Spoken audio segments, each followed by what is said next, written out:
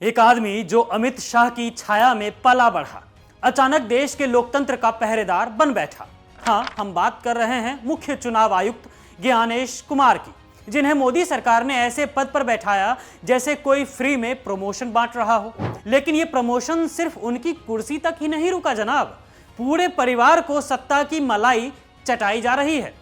बड़ी बेटी मेधा रूपम IAS officer हैं, नोएडा की डीएम बनकर राज कर रही हैं।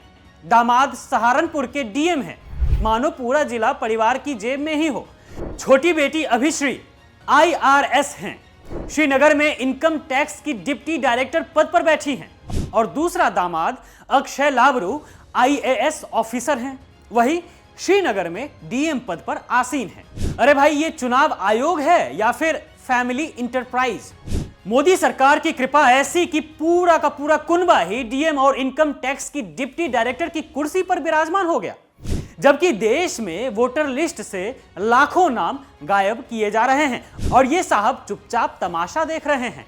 आखिर देखें भी क्यों ना, पोल जो खोल चुके हैं देश के नेता विपक्ष राहुल गांधी आयोग की। खैर, अब जरा सोचिए कि यह सब कैसे संभव हो पाया। ज्ञानेश कुमार गृह मंत्रालय में अमित शाह के अंडर काम करते थे। जी हुजूरी करने का फल भी ज्ञानेश को मिला, मुख्य चुनाव आयुक्त बनकर लोकतंत्र की रक्षा करने लगे। अब पता नहीं कैसी रक्षा, जहां सरकार आयोग की इज्जत ही नीलाम कर रही है। आप जान ले कि राहुल गांधी की वोटर अधिकार यात्रा में चीख चीख कर बताया जा रहा है कि चुनाव आयोग मोदी सरकार के साथ मिलकर वोट चोरी कर रहा है। एसआईआर यानी कि स्पेशल इंटेंसिव रिवीजन को वोट चोरी का हथियार बना दिया गया है।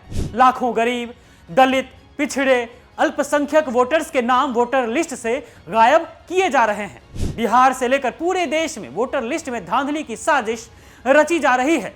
लेकिन ज्ञानेश कुमार जैसे सो कॉल्ड निष्पक्ष चुनाव आयुक्त क्या कर रहे हैं? बस मुस्कुराते हुए सत्ता की गोद में बैठे हुए हैं, वो भी परिवार को पद बांटते हुए, जैसे कि कोई लॉलीपॉप बांट रहा हो। लेकिन राहुल गांधी ने साफ साफ कह दिया है कि अगर इंडिया ब्लॉक सत्ता में आया तो मुख्य चुनाव आयुक्त पर एक्शन होगा। लेकिन ज्ञानेश साहब इसके बाद भी चुप है। वो समझ ही नहीं रहे हैं कि हमेशा सरकार में मोदी जी और शाह ही नहीं रहेंगे, कभी तो सत्ता परिवर्तन होगा।